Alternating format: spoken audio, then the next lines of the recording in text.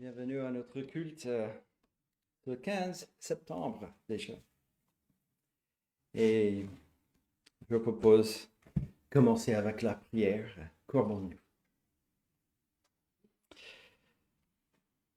Notre Dieu, notre Père céleste, que ton nom soit loué. Toi qui es ce Dieu majestueux, ce Dieu éternel qui n'a ni commencement ni fin, ce Dieu tout-puissant, ce Dieu qui a créé toutes choses, ce Dieu qui s'est révélé dans sa création, ce Dieu qui est constamment impliqué dans sa création, ce Dieu qui s'est révélé à Moïse comme ce nom je suis qui je suis, ce Dieu qui est, ce Dieu qui était, ce Dieu qui vient, ce Dieu qui est omniprésent, omnipotent, ce Dieu qui règne sur toutes choses, qui a ses desseins pour toutes choses dans ta création, ce Dieu qui a créé toutes choses pour un but. Et nous sommes ici ce matin, notre Dieu, devant toi, non à cause de nos mérites, quelque chose que nous avons fait. Nous sommes là parce que tu nous as emmenés ici, tu nous as convoqués devant toi.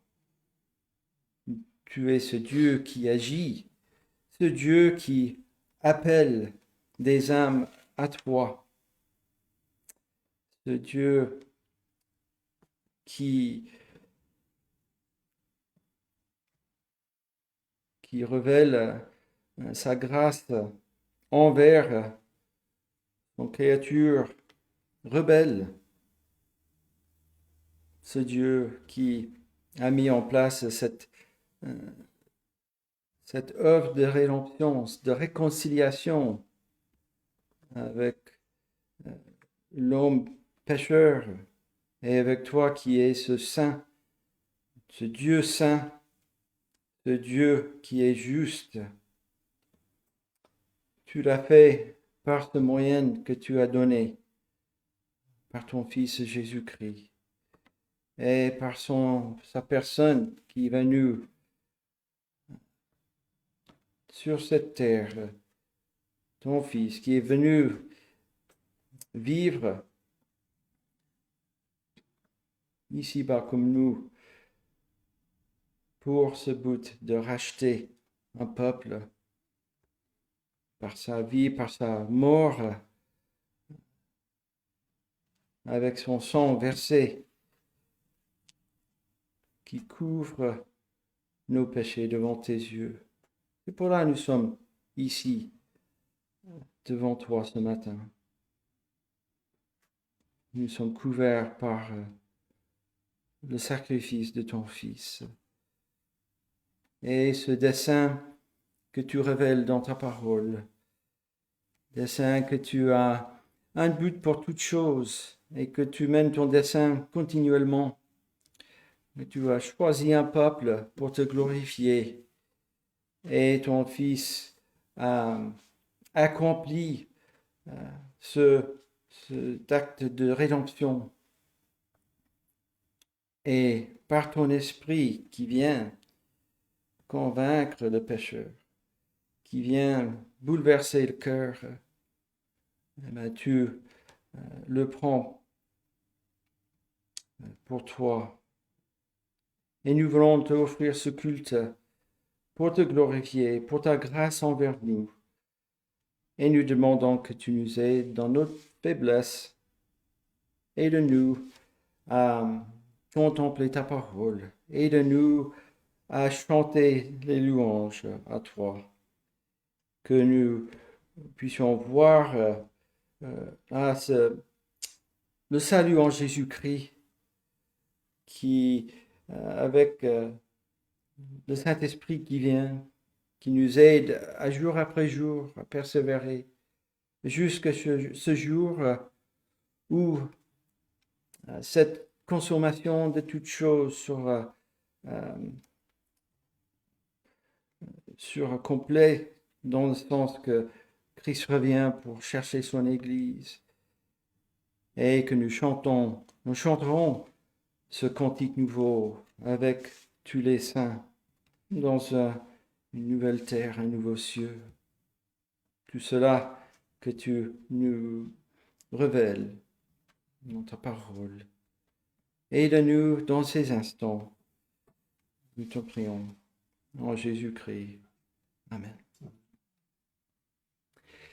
Je vous invite à chanter maintenant le numéro 21. Le cantique 21 qui commence par ce strophe « Entonnons un nouveau cantique à la gloire de Dieu des cieux, car son pouvoir est magnifique et son bras est victorieux. » Numéro 21.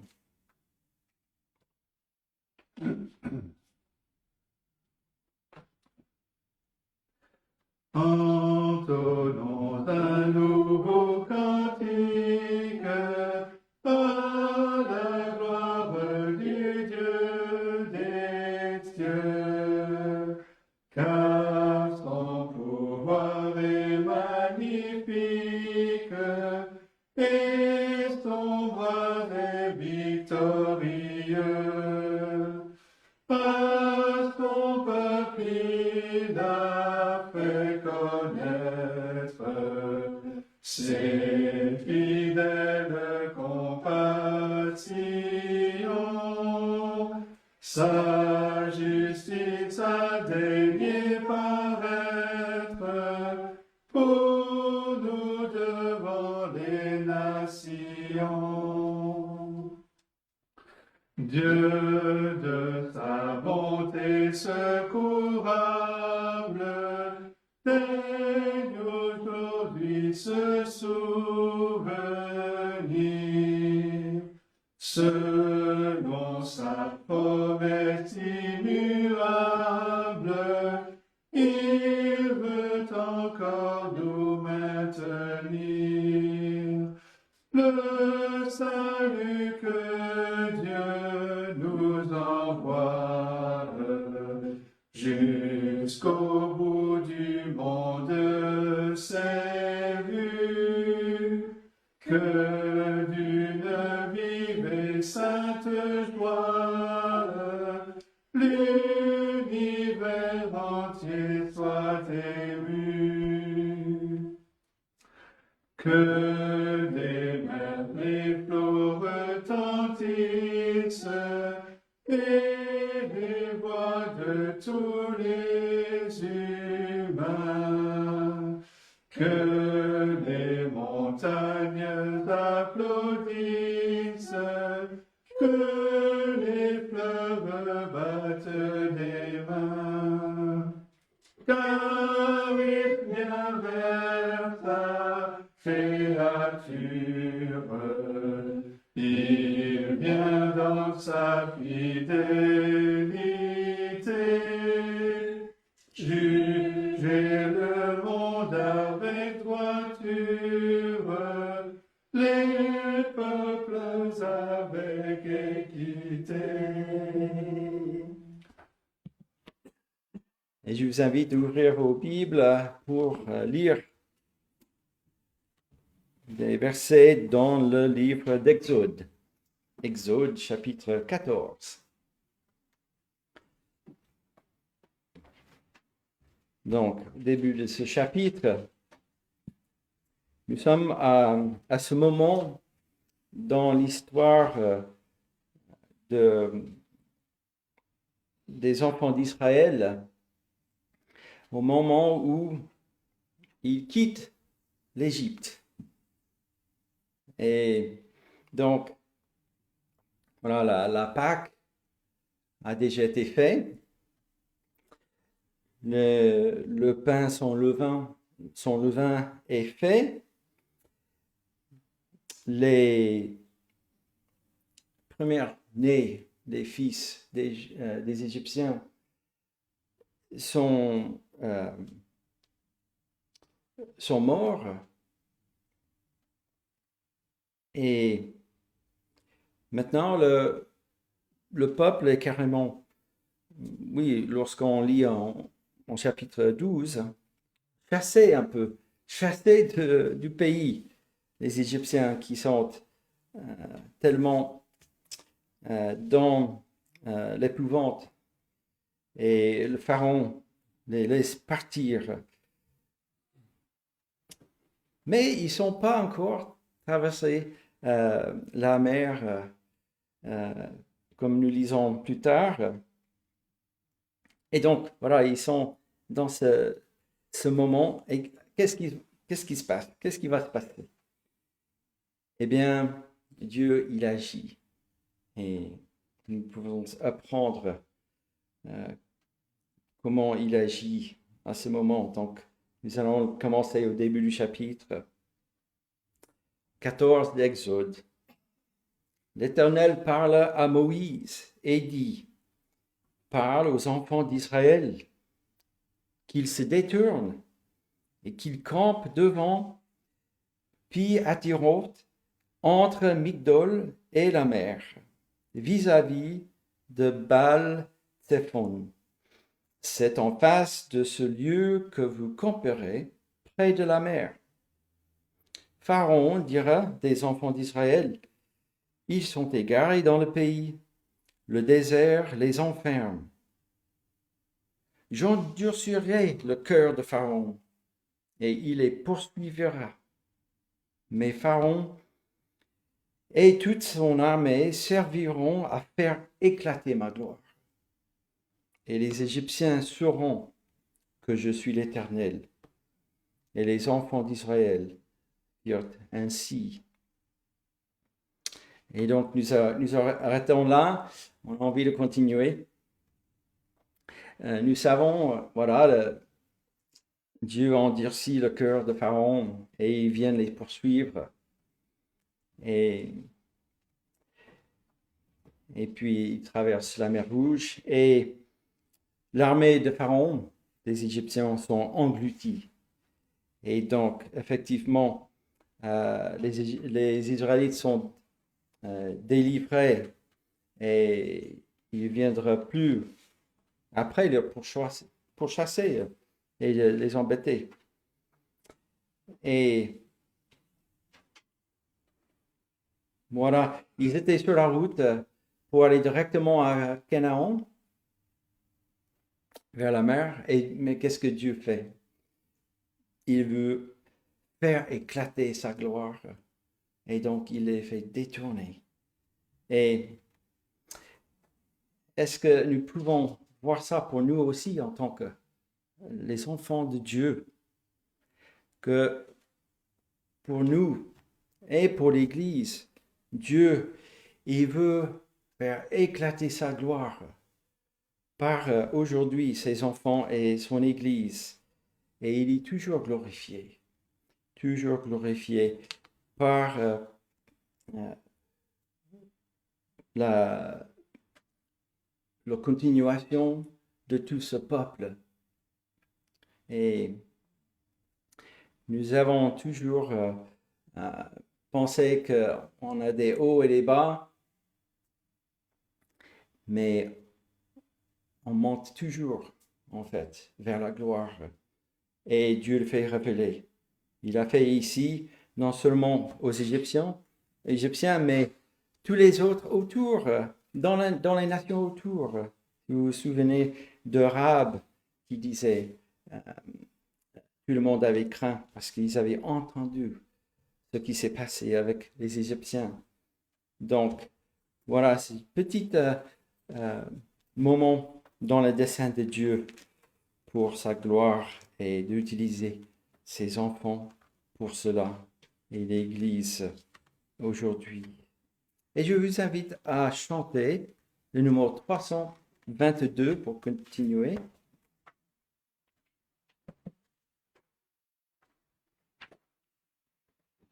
« 322. Sur toi je me repose. Ô Jésus, mon Sauveur. Faut-il donc autre chose pour un pauvre pécheur? Conduit par ta lumière, gardé par ton amour, vers la maison du Père, marchons de jour en jour. Donc chantons 322.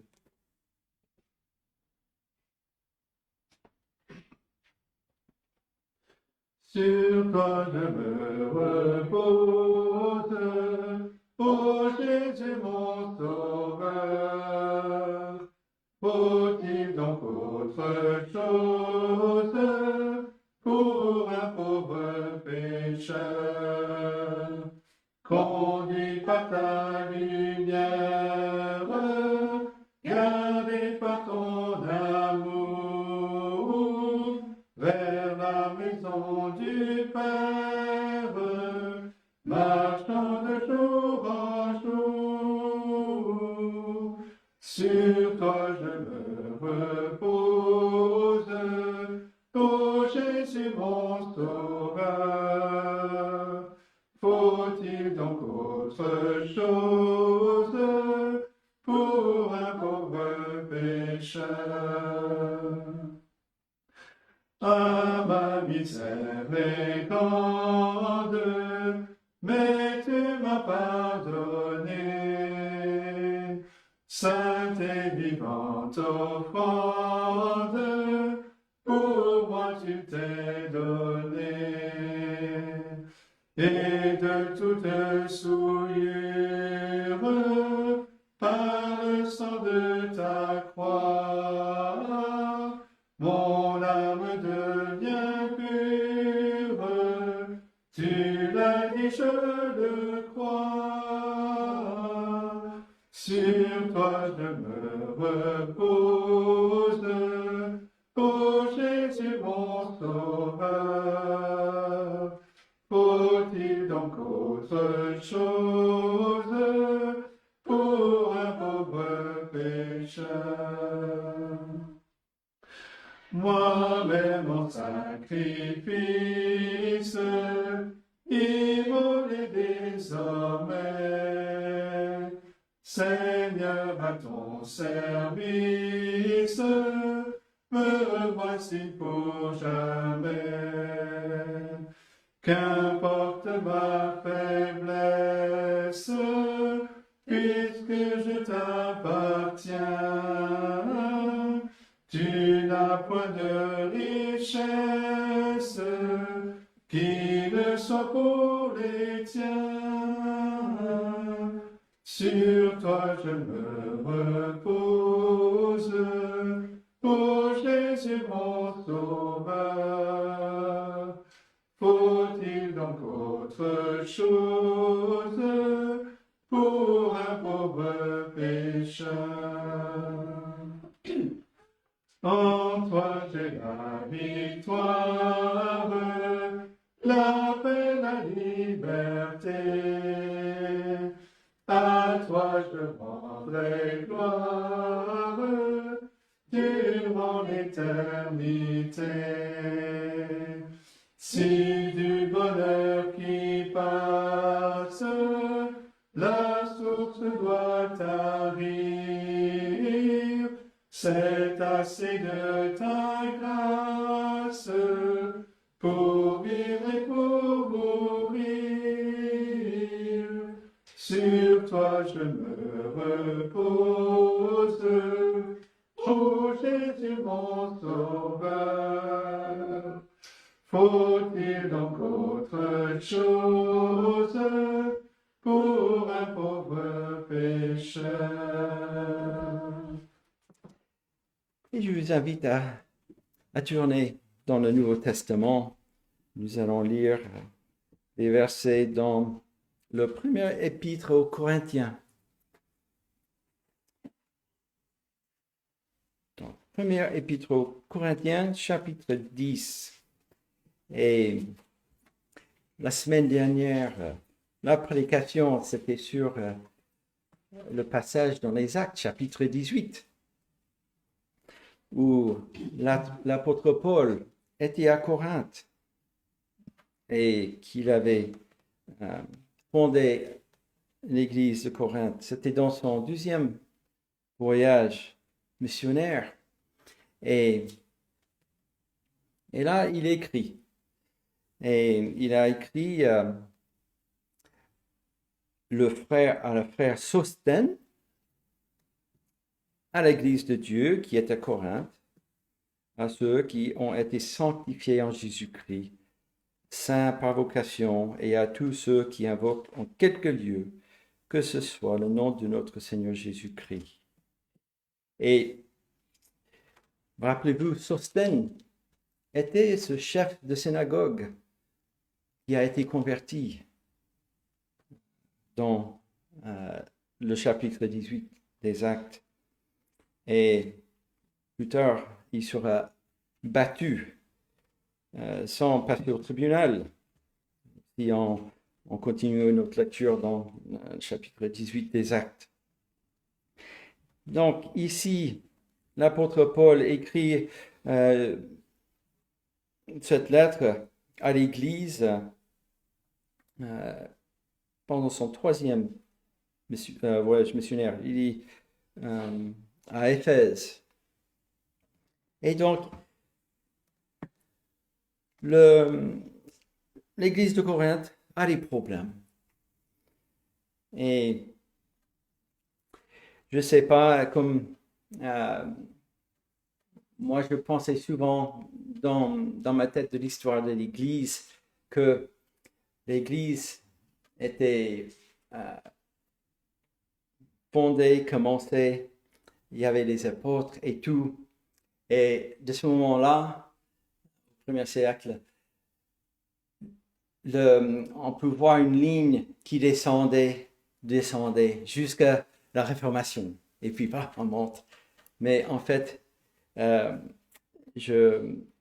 c'est la façon de voir l'histoire dans le monde séculaire, n'est-ce pas? Avec des hérésies, avec des problèmes, on voit toujours ce côté-là.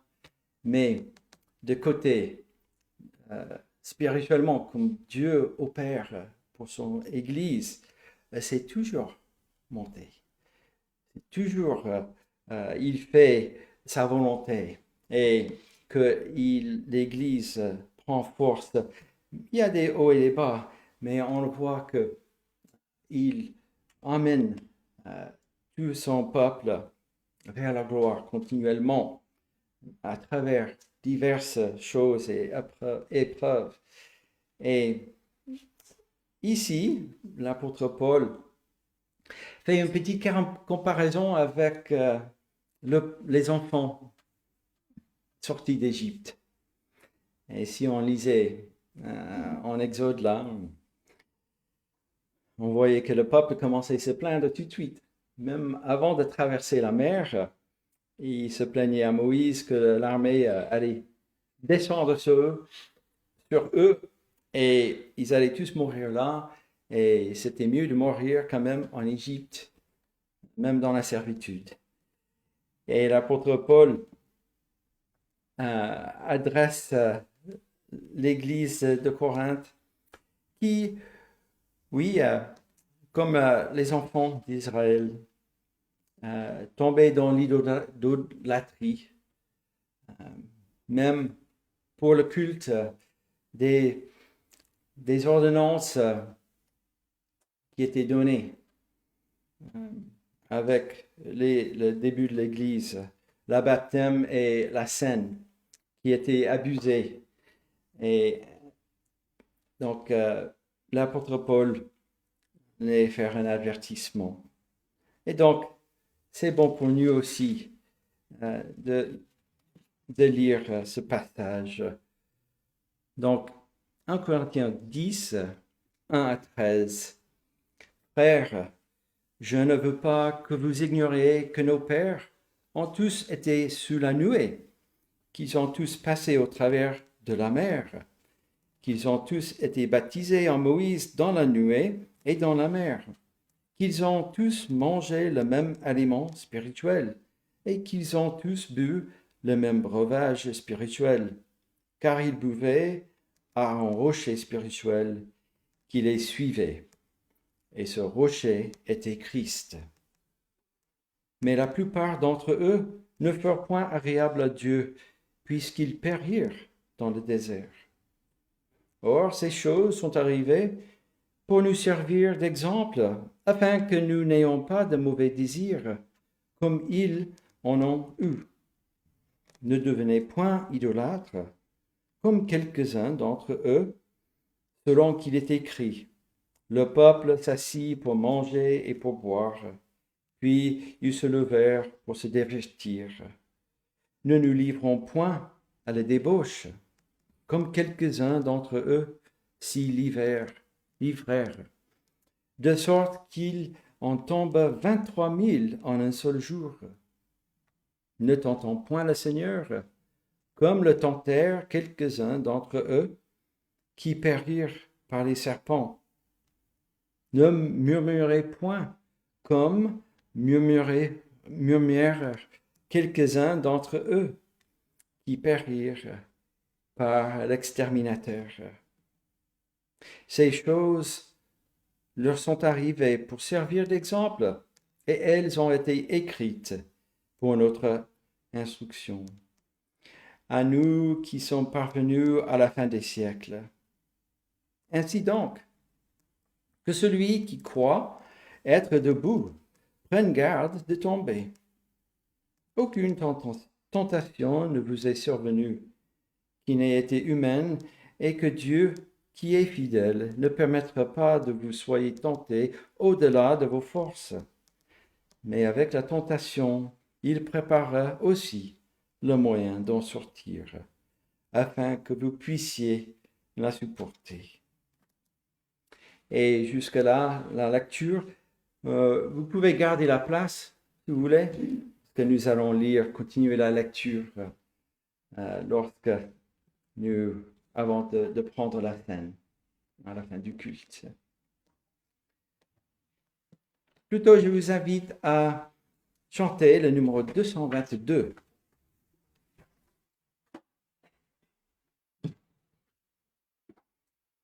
Ô croyez que Dieu vous donne tout ce qu'il promet, un sauveur qui vous pardonne, un sauveur parfait, un sauveur plein de puissance sur la terre et dans les cieux, un sauveur dans la présence seule.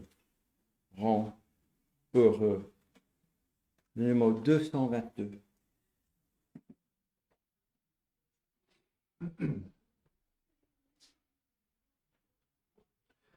Vous croyez que Dieu vous donne tout ce qu'il promet, un sauveur qui vous pardonne, un sauveur parfait, un sauveur plein de puissance sur la terre et dans les cieux.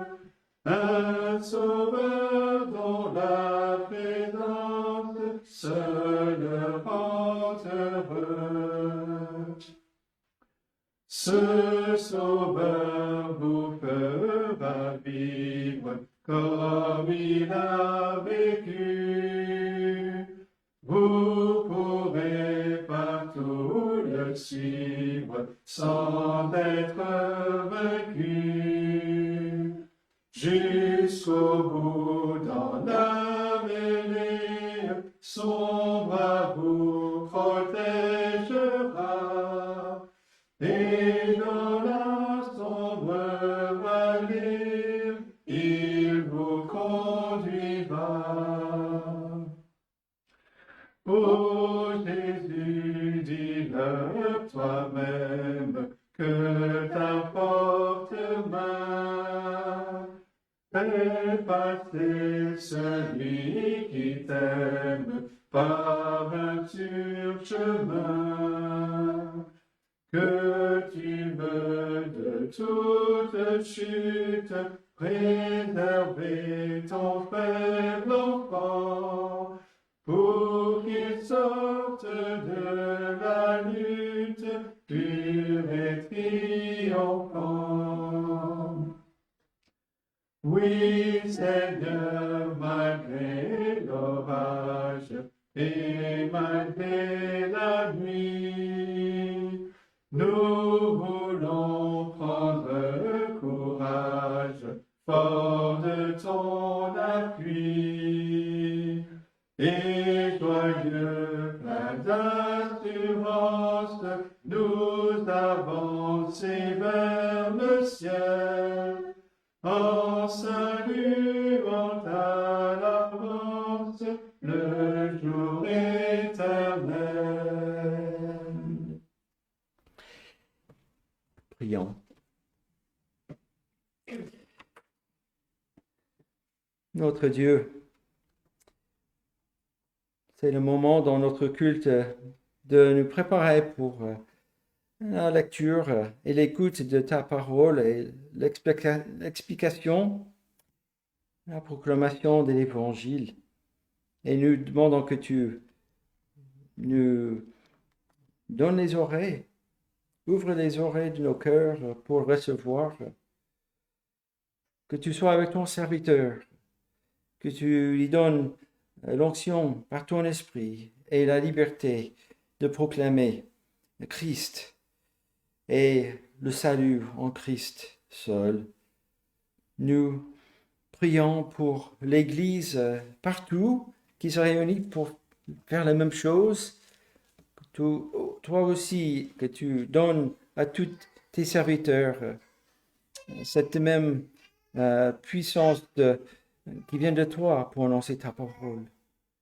Et par cette annonce, ton esprit puisse sauver les âmes qui ne te connaissent pas encore, encourager les âmes qui sont dans la détresse et aider les âmes à persévérer dans toutes sortes de persécutions. Nous pensons à nos amis, à nos assemblées qui prient pour nous et nous prions pour eux. Que ton Église dans ces pays, en Afrique, que tu les bénis, que tu les rends puissants dans le monde, pas pour puissants à annoncer ta parole, non à la puissance de la chair, parce qu'il n'y en a pas qui dure longtemps pour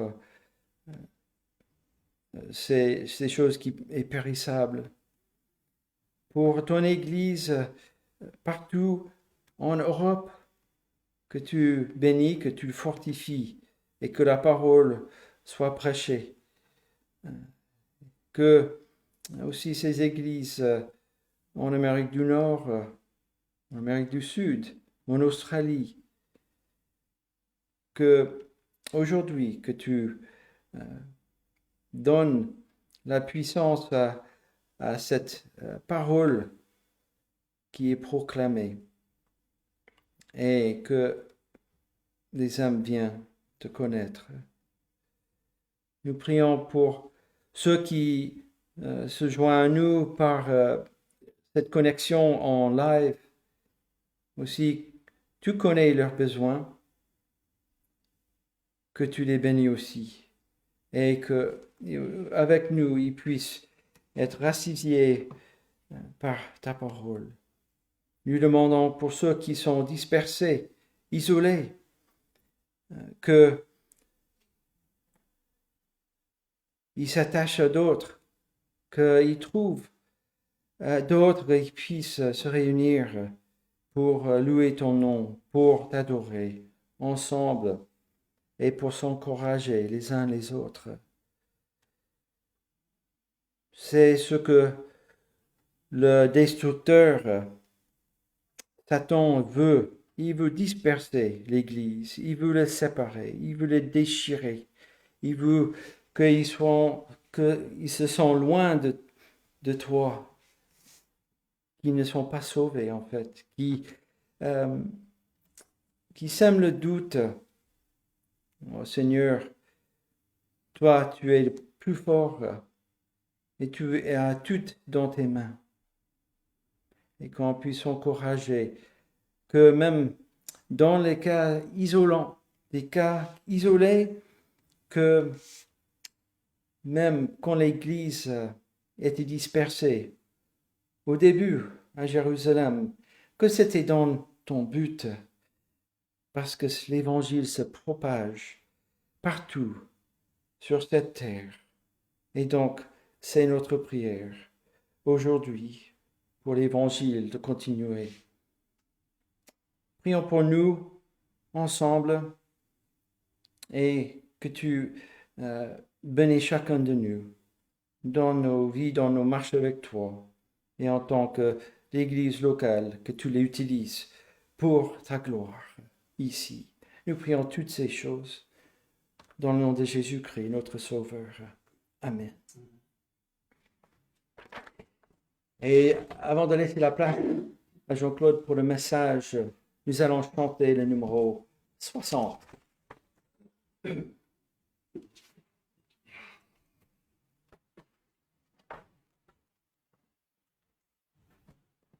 À celui qui nous a lavés, qui nous a tant aimés, par son sang nous a rachetés. Soit gloire, gloire, gloire, louange à jamais. Numéro 60.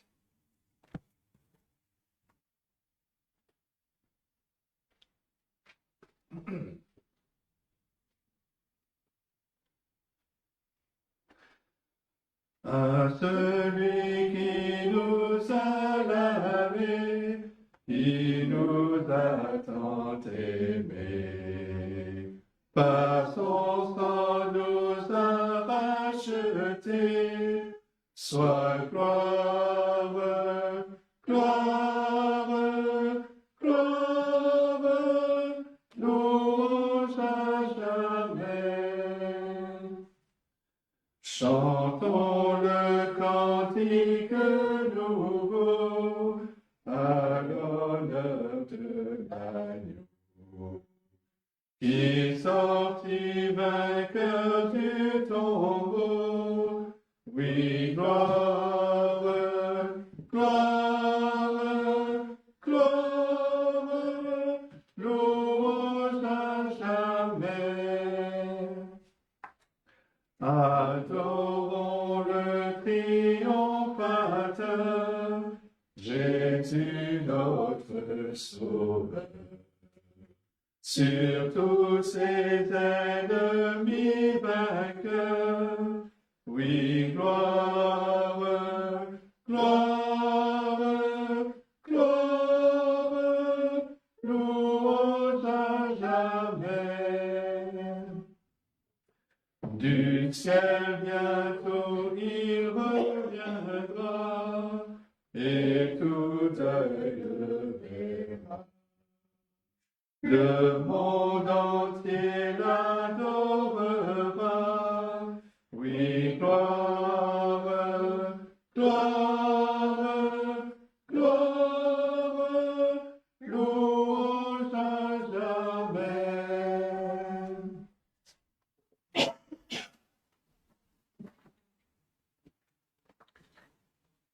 Bien, ce matin, nous allons aller dans l'Évangile selon Luc, chapitre 9.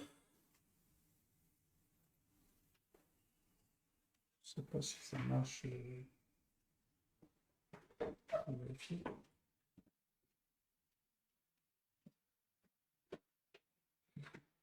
Bon, d'accord. Luc chapitre 9, et nous lirons les versets, à partir du verset 18, le texte 18-21, mais on débordera un peu. Donc, Luc chapitre 9, verset 18. Un jour que Jésus priait à l'écart, ayant avec lui ses disciples, il leur posa cette question. « Qui suis-je, au dire des hommes ?» Et ils répondirent, « Jean-Baptiste, les autres Élie, les autres qu'un des anciens prophètes est ressuscité. Et vous, leur demanda-t-il, qui dites-vous que je suis? Pierre répondit, le Christ de Dieu. Jésus leur recommanda sévèrement de ne le dire à personne. Il ajouta qu'il fallait que le Fils de l'homme souffre beaucoup, qu'il soit rejeté par les anciens, par les principaux sacrificateurs et par les scribes, qu'il soit mis à mort et qu'il ressuscite le troisième jour. Et c'est la parole de Dieu.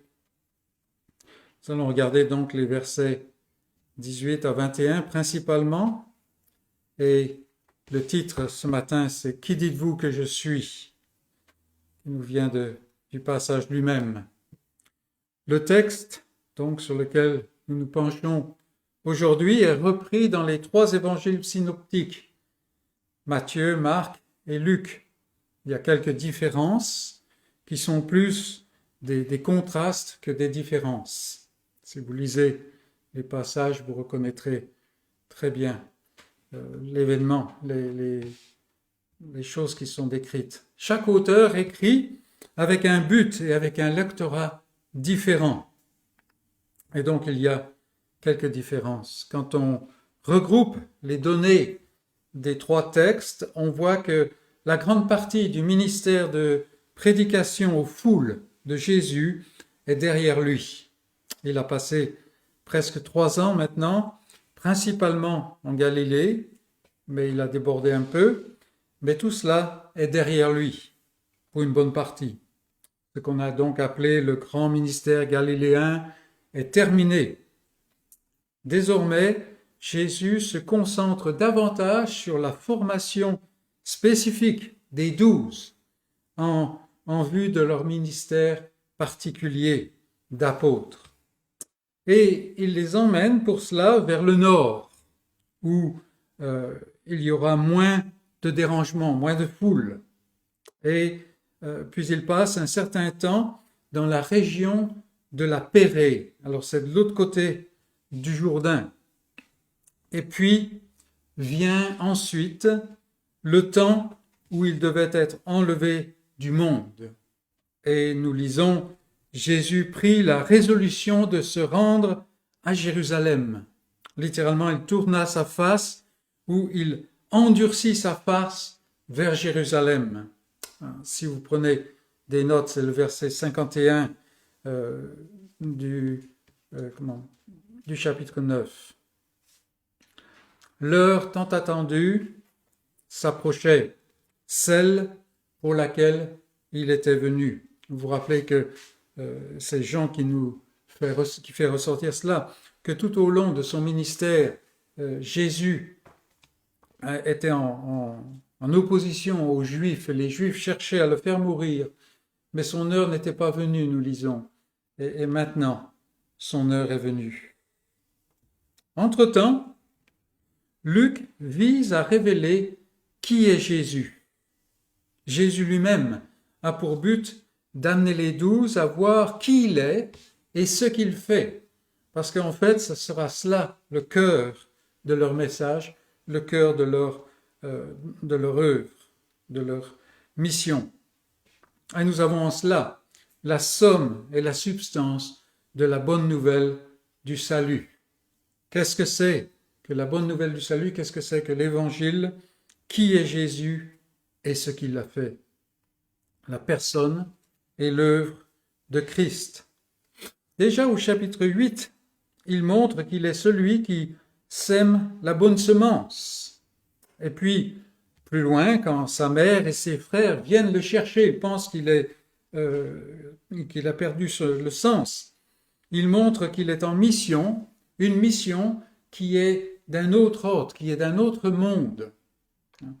Sa mère et ses frères sont ceux qui écoutent la parole de Dieu et qui font la volonté de Dieu, plutôt que sa mère et ses frères de sang, on pourrait dire. Plus loin, chapitre 8, verset 22, après toute une journée à enseigner la parole du royaume, il a demandé à se mettre dans une barque et il parle depuis la barque. toute la journée. Il enseigne la parole du royaume. Il guérit toutes sortes de maladies.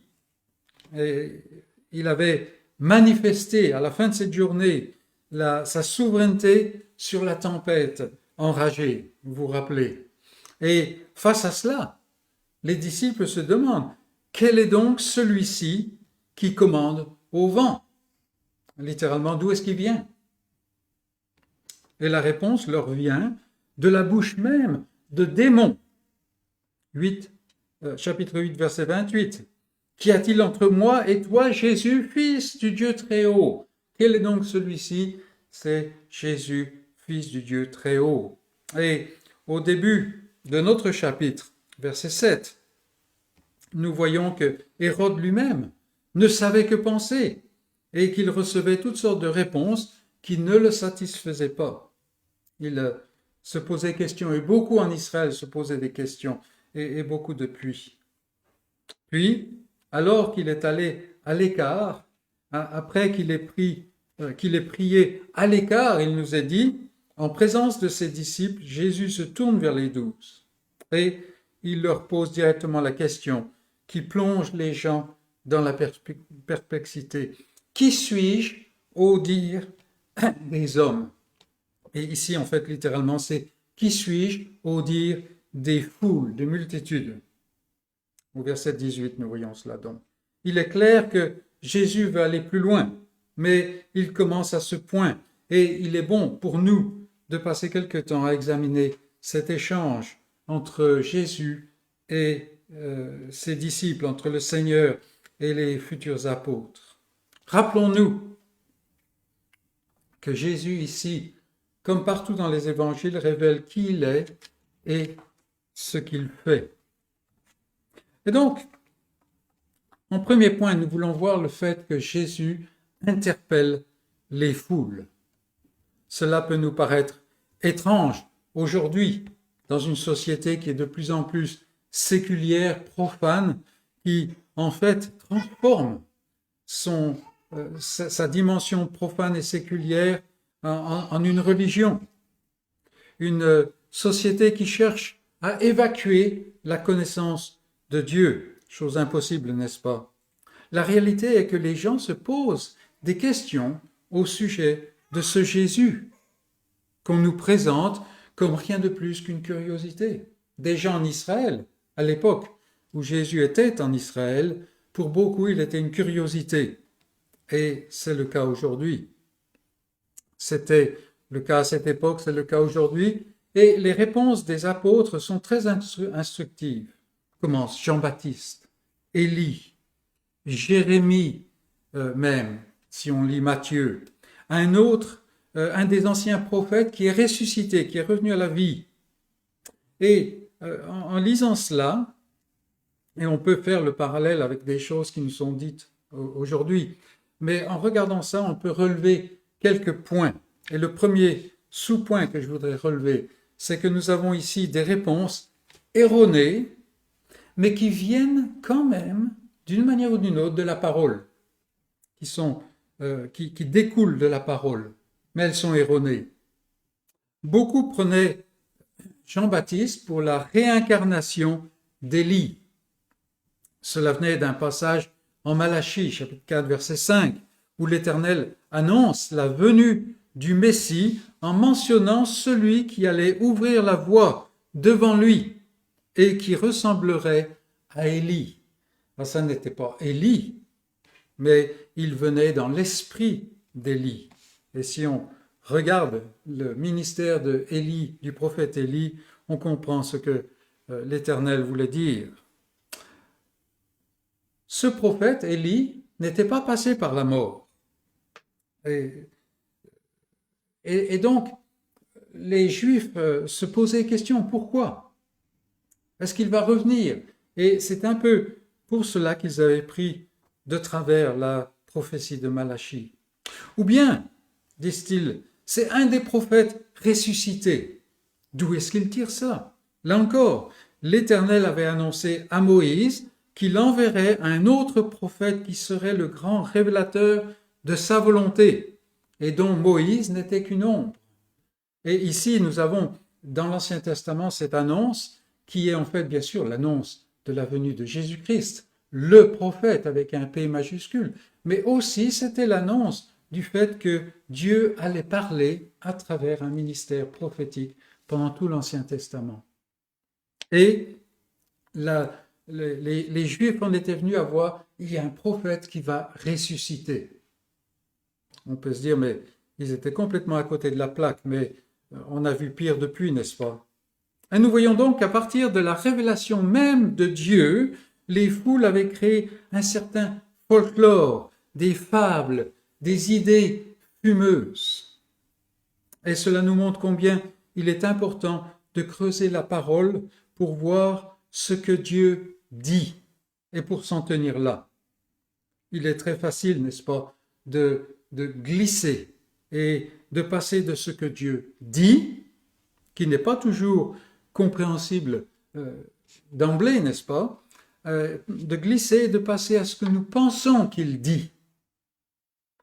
Et c'est pour ça qu'il faut passer du temps sur le texte biblique. C'est pour ça qu'il faut être enseigné par ceux que le Seigneur équipe pour cela. Les foules étaient dans l'ignorance aussi parce qu'elles regardaient vers le passé et ne tenaient aucun compte de la grande fresque de l'alliance de grâce. On en parle souvent, n'est-ce pas? Tout ce que Dieu fait, on l'a mentionné tout à l'heure, et qui vise ce but ultime de la gloire de Dieu. Et donc, cette grande fresque de l'alliance est toujours tournée vers l'avenir. Christ va venir. Et maintenant qu'il est venu, il est retourné au-delà du voile pour présenter le sang qui fait la paix, mais il va revenir. Et aujourd'hui encore, le croyant se caractérise par diverses caractéristiques, mais dont l'une d'elles est qu'il attend des cieux son Fils. Les foules, elles, regardaient vers le passé. Qu'est-ce qui s'est passé? Et c'est la même chose encore aujourd'hui, n'est-ce pas? Et la question se pose à chacun d'entre nous. Est-ce que je regarde l'avenir? Ou est-ce que je suis même enfermé dans le présent ou dans le passé? Mes petites affaires. Donc des réponses qui viennent de la parole, mais qui sont erronées. Prenons garde. Deuxième sous-point, des réponses qui ne tiennent pas compte de ce que Dieu fait. Les foules portent le regard vers un des prophètes, vers Élie ou vers Jean-Baptiste. Mais ces gens-là ne sont pas survenus sur la scène de l'histoire comme ça, par hasard. Ce ne sont pas les gens providentiels, on pourra dire, mais d'une façon tout à fait séculière. Non, ces gens ne sont pas venus comme ça, mais genre d'événements par hasard. Dieu les a tous suscités, et suscités pour un but. Élie, en fait, avait un certain but. Jean-Baptiste aussi. L'annonce qu'il a faite à Moïse, c'était quelque chose qui visait un but, n'est-ce pas? Et ce but était d'annoncer et révéler celui que Dieu allait envoyer pour accomplir le salut. Donc quand on voit Élie, si on voit Élie, on n'a rien vu. Jean-Baptiste, même chose. Et Jean-Baptiste lui-même dit, mais ne me regardez pas, n'est-ce pas? Celui qu'il faudrait écouter, c'est d'ailleurs ce qu'il dit à Moïse.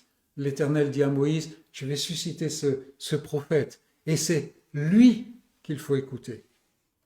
Or, en fixant les regards sur les envoyés, sur les prophètes, les gens restaient aveugles à l'envoyé avec un E majuscule, le Christ qui devait venir. Et quand il est venu, ils ne l'ont pas vu. Élie vivait au moment où la connaissance de l'Éternel et de son dessein était sur le point de disparaître. Rappelez-vous, c'était le temps de Jézabel qui mettait à mort les prophètes. Il fut à l'origine, Élie, des écoles de prophètes, de tout un ministère qui allait se lever pour annoncer la parole de Dieu à travers tout Israël. Jean-Baptiste, pour lui, n'avait aucune valeur en lui-même. Comme il le dit lui-même, Il n'était pas digne de même défaire les liens des sandales de celui qui devait venir. Il devait diminuer devant l'avènement du Christ. Chose tellement facile à dire, n'est-ce pas? Et tellement difficile à vivre. Mais les regards se portaient sur lui plutôt que sur ce que Dieu faisait. Et quand les Juifs sont allés voir, les chefs des Juifs sont allés voir Jean-Baptiste, ils disent, mais es-tu le Christ? Parce que depuis 400 ans, un grand silence, et puis tout d'un coup quelque chose se passe. Es-tu le Christ? Il a dit non. Mais les gens quand même se focalisent sur cela. Et la question se pose là encore. Est-ce que ce n'est pas le cas pour moi? Est-ce que je me soucie de ce que Dieu fait ou est-ce que je me satisfais, comme les foules, dans une certaine connaissance qui est stérile, qui n'arrive nulle part, qui est vaine? Allons même plus loin. Est-ce que même je me repose sur la grâce? Et là, je mets des guillemets, vous comprendrez. Ah, nous croyons dans la grâce. Et beaucoup de gens ne croient pas vraiment dans la grâce. Alors, vraiment, tout va bien, n'est-ce pas? Mais tout ne va pas bien. Parce qu'il faut aller plus loin que cela. Nous sommes sauvés par grâce, mais en Jésus-Christ. La grâce n'a pas été crucifiée pour moi. Jésus l'a été, n'est-ce pas? Non, faisons bien attention. Pourquoi? Parce que le cœur de l'homme est vraiment très trompeur. Et c'est vraiment des questions qui se posent à nous. Et c'est pour cela que Jésus continue. Il a demandé à ses disciples, qu'est-ce que les gens disent? Qu'est-ce que les gens disent? Et puis maintenant, deuxième point, il dit, mais et vous? Et vous? Qui dites-vous que je suis? En réalité, Jésus n'a pas besoin qu'on le renseigne sur ce que pensent les foules. Il le sait très bien, n'est-ce pas? Rappelons-nous, il se soucie de former les disciples d'une manière particulière là. En fait, c'est un peu comme s'il les a... c'est un petit peu une alternance. Hein. On a parlé d'alternance ces derniers temps. Ces formations d'alternance, n'est-ce pas? Il les a formés en présence des foules et maintenant, voilà, on est dans la salle de classe et on va vraiment étudier d'une manière plus précise, n'est-ce pas? Donc il se soucie de former les disciples. Sa question, là, au sujet des foules, va beaucoup plus loin que ce qu'on peut imaginer. Il n'a pas besoin qu'on le renseigne sur ce que disent ou pensent les foules, ni les apôtres. Il le sait. Et en quelque sorte, il sait qu'ils ne comprennent rien. Qu'est-ce que sa question signifie? Elle leur dit que le salut va au-delà d'une simple connaissance de fait. Ça fait pratiquement 3 ans qu'ils sont avec lui. Ils le connaissent d'une certaine manière, ils connaissent certaines choses à son sujet. Il y a encore beaucoup de choses à connaître qu'ils ne sont pas vraiment en mesure d'intégrer. Non, il va plus loin, il dit, c'est pas simplement cette connaissance de fait. La foule en était à ce stade. Elle regardait, elle voyait, et puis elle tirait des conclusions.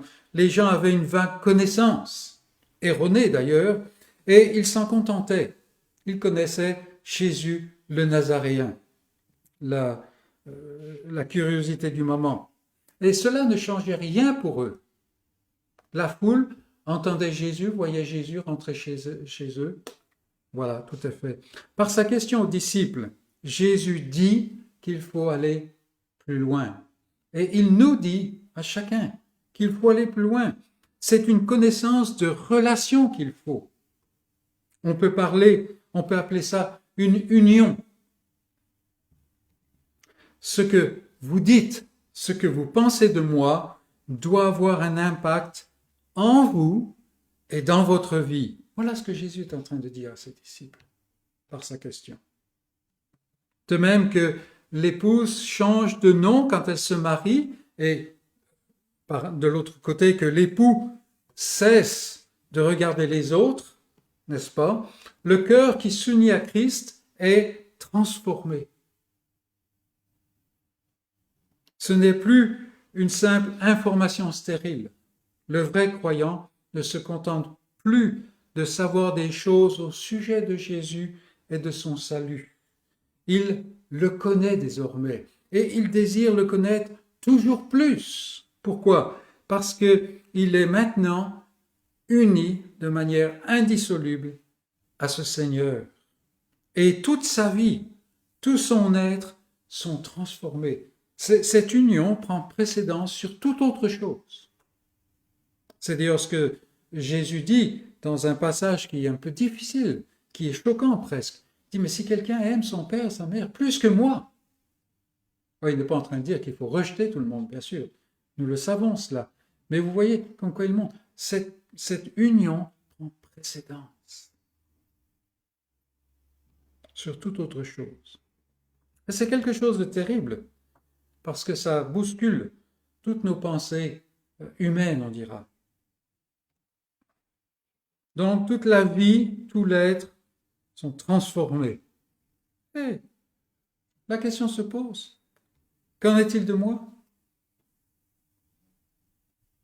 Et c'est vraiment à moi que le Seigneur s'adresse. Qui est Jésus pour moi? Et la réponse qu'on peut donner, on peut l'entendre, mais la question se pose, est-ce qu'on peut la voir aussi? Est-ce qu'elle se traduit dans les faits? Donc, qu'est-ce que les foules pensent? Qu'est-ce que vous? Qui est-ce que je suis pour vous? Qui suis-je? Et là, nous avons la réponse de Pierre, et c'est notre troisième point. Le Christ de Dieu. Le Christ de Dieu. Jésus a posé la question et Pierre répond. Il est très probable qu'il le fait au nom des 12, comme c'est souvent le cas. Pierre, c'est l'homme qui répond avant de réfléchir, mais souvent il le fait au nom des autres. Et en Luc, la réponse est assez lapidaire. Le Christ de Dieu. Matthieu élabore un peu là-dessus. Il dit, tu es le Christ, le Fils du Dieu vivant. Et ces expressions peuvent devenir des expressions simplement religieuses, des choses qu'on ne va pas creuser. Qu'est-ce que cela veut dire? La question est importante car il est facile pour nous d'être familiers avec les mots de telle manière qu'ils perdent vraiment leur sens. Le Christ, le Fils du Dieu vivant. Premier sous-point ou première réflexion, le Messie. Qu'est-ce que ces mots de Pierre signifient? Signifie que Jésus est le Messie. Pierre s'avance par la foi, en fait, quand il répond. Rappelez-vous, la foule parlait de Jean-Baptiste, d'Élie, d'un prophète. Tout cela se situait dans le passé. Pierre, lui, regarde vers l'avenir. Il est vrai que le Messie est annoncé depuis le début, depuis le premier livre, dans le passé. Mais l'annonce du Messie concerne l'avenir. Il vient. Et toutes les mentions du Messie, toutes les annonces du Messie sont au futur dans l'Ancien Testament. Le Christ, le Messie, est celui qui doit venir pour la libération du peuple de Dieu. Et il n'est pas encore venu. Et rappelons-nous, nous sommes juste au sortir de 4 siècles de silence de la part de Dieu.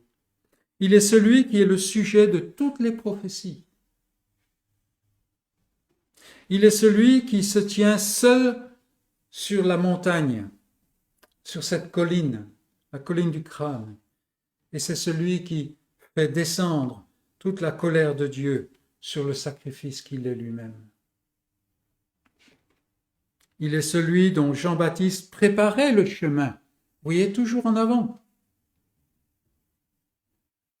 Ainsi, en répondant « Tu es le Christ de Dieu », Pierre fait ce que la foule ne fait pas.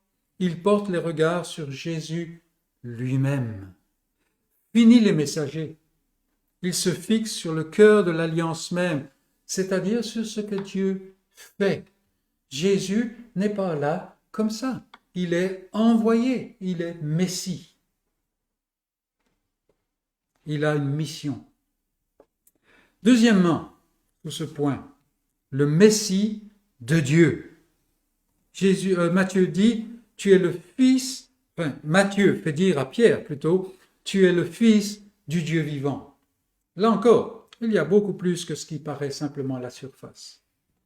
Pour commencer, le Dieu vivant n'est pas n'importe quel Dieu, n'importe quelle divinité. Il n'est pas une sorte de divinité qu'on garde juste au cas où, une sorte d'assurance, au cas où les choses ne marchent pas. Ce qui est le cas de la plupart des gens qui nous entourent. Une sorte de roue de secours.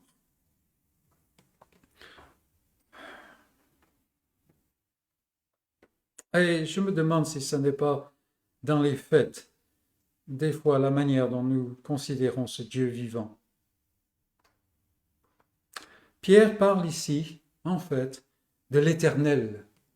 Nous avons vu tout à l'heure le Dieu qui est, qui était et qui vient, qui sera. C'est difficile d'exprimer, n'est-ce pas?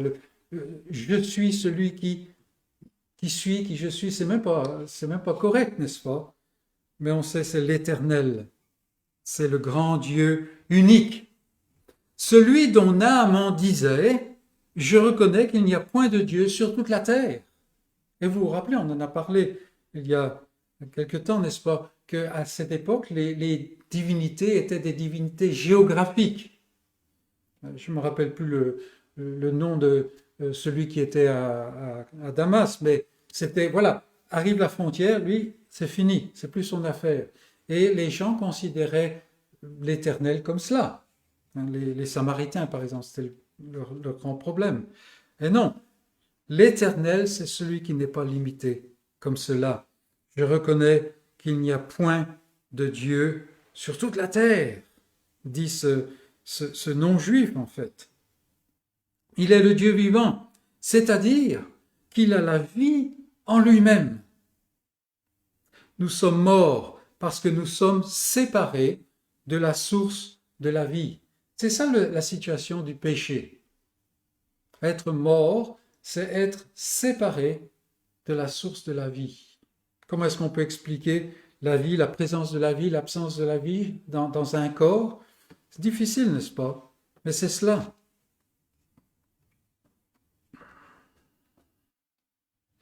Et nous ne pouvons pas revenir à la vie, étant mort, sinon au travers du Christ qui est l'envoyé de Dieu, à travers lequel Dieu donne la vie.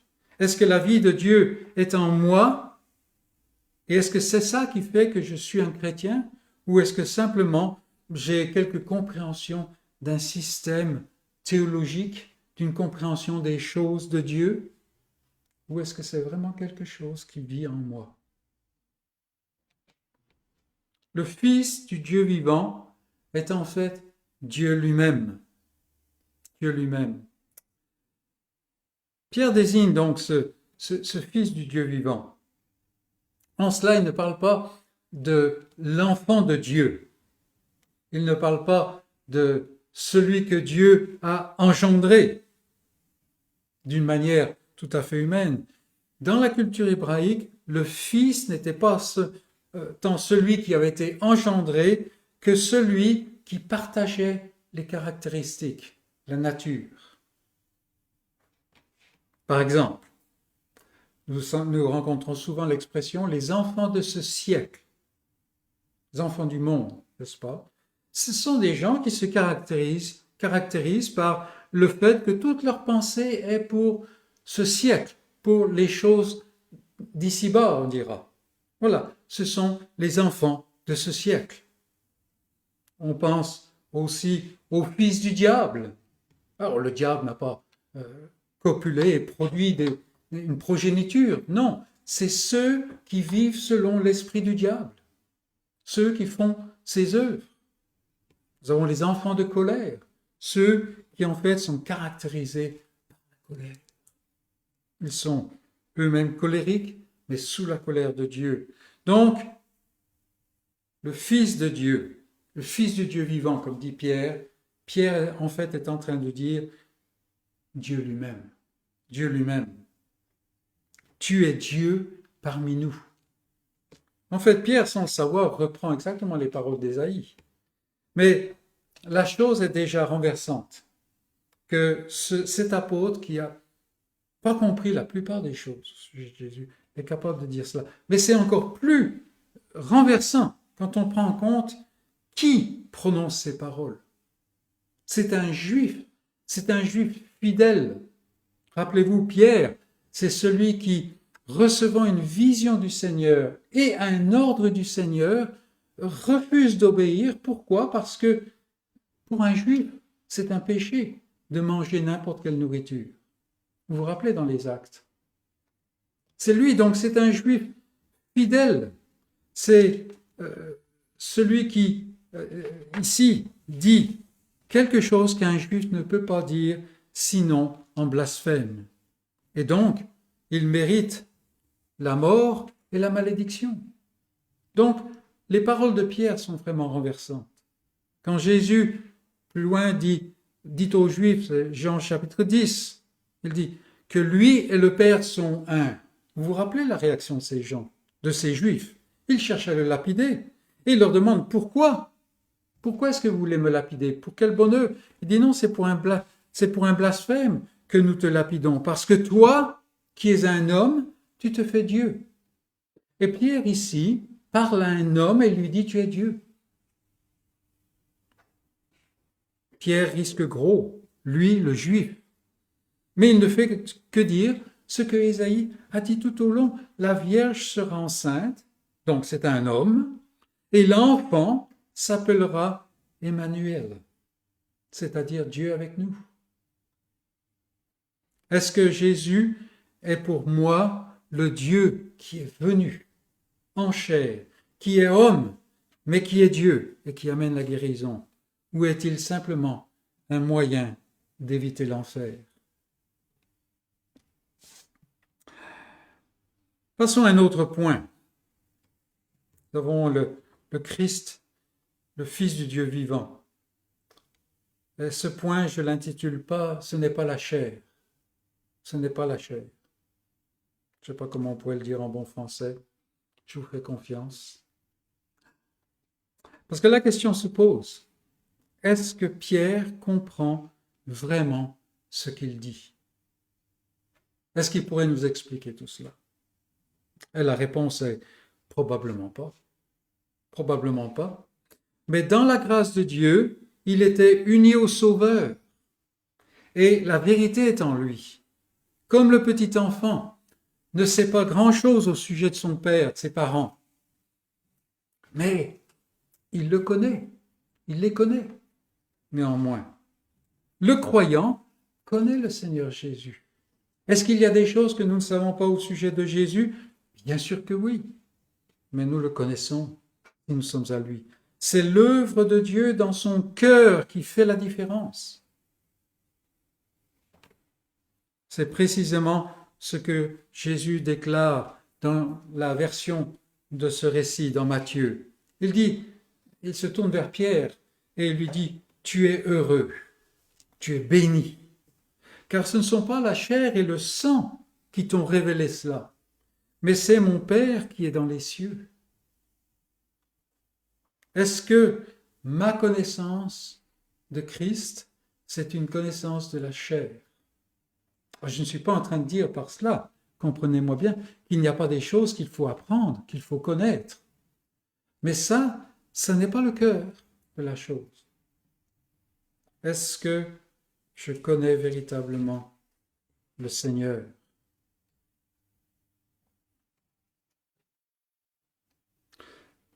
Donc, ce n'est pas une question de ce que je peux atteindre par mes forces, par mes efforts et tout cela, mais c'est ce que Dieu a fait dans sa grâce. Ce que Dieu a fait dans sa grâce. Donc, pas par la chair. Mais il nous reste encore une chose à voir dans ce passage. Et je l'intitule, c'est notre dernier point, « La personne ne suffit pas ». La personne ne suffit pas.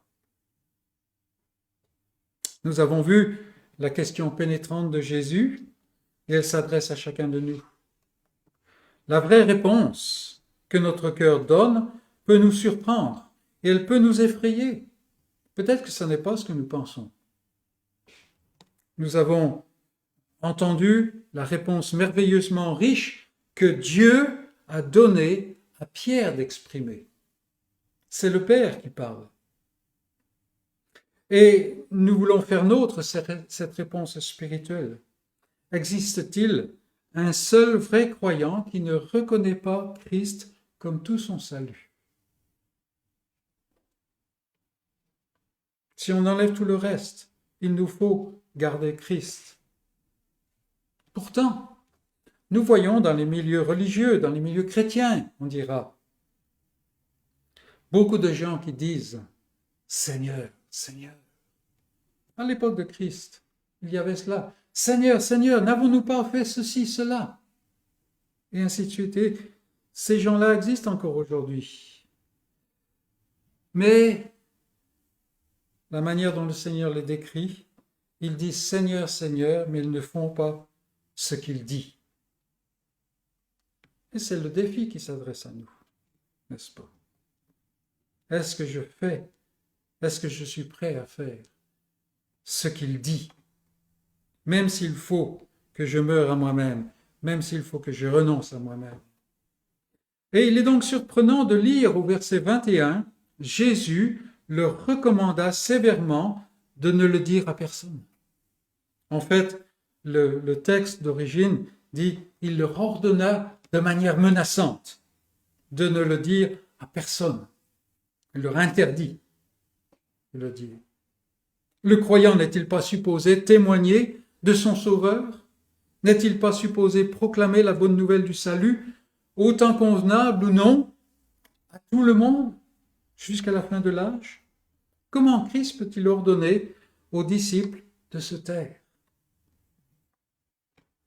Pour la simple raison que son œuvre n'était pas achevée. Il n'était pas encore glorifié. La personne de Jésus, mes amis, ne suffit pas. Oui, il est celui qui était annoncé depuis le début, parfaitement homme, pleinement Dieu, recouvert de l'Esprit sans mesure, envoyé, équipé pour accomplir le salut des siens. C'est exactement lui. Mais la personne du Sauveur ne nous est d'aucun bénéfice tant qu'il n'a pas accompli l'œuvre du Sauveur. Si Jésus était ici aujourd'hui, il ne nous servira à rien, en quelque sorte, s'il était toujours vivant. Comprenez ce que je veux dire? La personne est l'œuvre. La personne du Sauveur, l'œuvre du Sauveur. Sans effusion de sang, nous dit la parole, il n'y a point de pardon.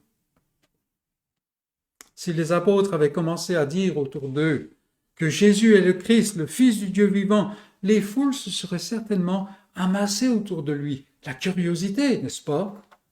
Cherchant à voir la vedette du moment, cherchant à faire de lui un roi qui donne du pain. Vous vous rappelez?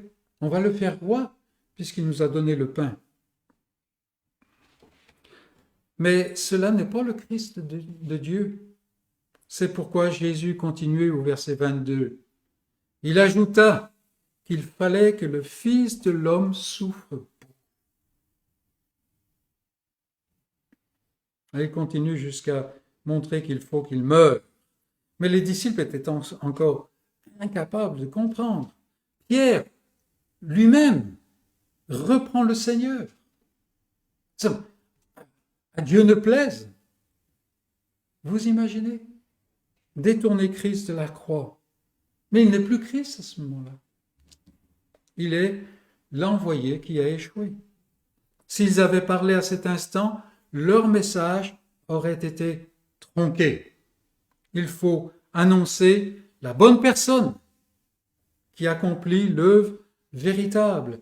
Et cela ne leur fut pleinement révélé que plus tard. Et nous voyons les disciples qui sont en quelque sorte comme dans un creuset, n'est-ce pas? Mais dès la Pentecôte, quelle est la caractéristique de l'Église? Ça a été mentionné encore ce matin, et nous l'avons vu dernièrement, n'est-ce pas? C'est qu'elle répand la bonne nouvelle du salut. Pourquoi? Parce que la grâce se répand dans le monde entier, jusqu'aux extrémités, jusqu'à la fin de l'âge, jusqu'au dernier. vous et moi, si nous sommes croyants, nous nous situons de ce côté-ci de la Pentecôte. Et nous avons pour mission, j'allais dire devoir, pour joie, pour privilège, d'annoncer l'évangile de Christ. Veillons seulement à bien annoncer le Christ de Dieu, le Fils du Dieu vivant, qui devait beaucoup souffrir, être rejeté des chefs religieux et mourir avant de ressusciter. Si Christ retourne dans les lieux célestes avant d'être mort sur la croix, avant que le voile ne soit déchiré, il ne peut pas présenter de sang. Il n'y a pas de paix. Or, nous voulons annoncer la paix. Sur la colline de Golgotha, je l'ai déjà dit souvent, mais il faut le répéter. Sur la colline de Golgotha, il y a 3 croix, mais une seule sauve. Et elle ne sauve pas plutôt, à moins que la sainte victime n'y soit clouée. C'est Christ en croix qui sauve. L'agneau de Dieu qui ôte le péché du monde. Veillons, mes amis, à être impactés, à être profondément touchés par cette union avec ce Christ qui est le véritable agneau de Dieu. Immolé dès avant la fondation du monde, prédestiné à être un agneau, un sacrifice.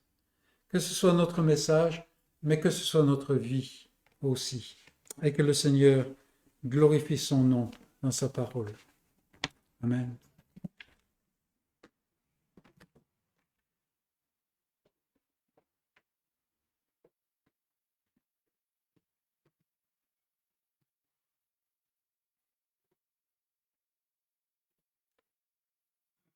Je vous invite à chanter le 370.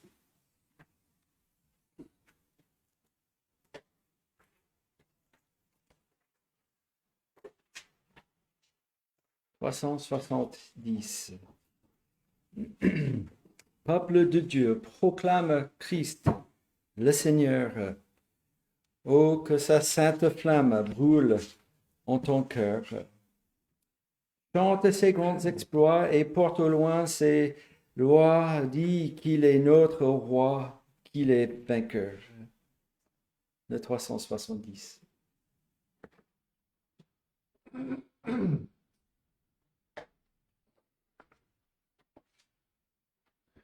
Peuple de Dieu, proclame Christ le Seigneur. Oh, que ta sainte flamme brûle en ton cœur. Chante tes grands exploits et porte au loin ses lois. Dis qu'il est notre roi, qu'il est vainqueur. L'heure est pressante et belle, il faut agir. Dieu t'en relâche, t'appelle qui veut s'offrir. Troupe du roi, partez et prête à tout quitter, car vaillamment lutter, Christ va venir. Faites partout silence, peuple nombreux. Notre Seigneur s'avance du haut des cieux. Il est celui qui vient, le sceptre d'or il tient, et va régner enfin, roi glorieux.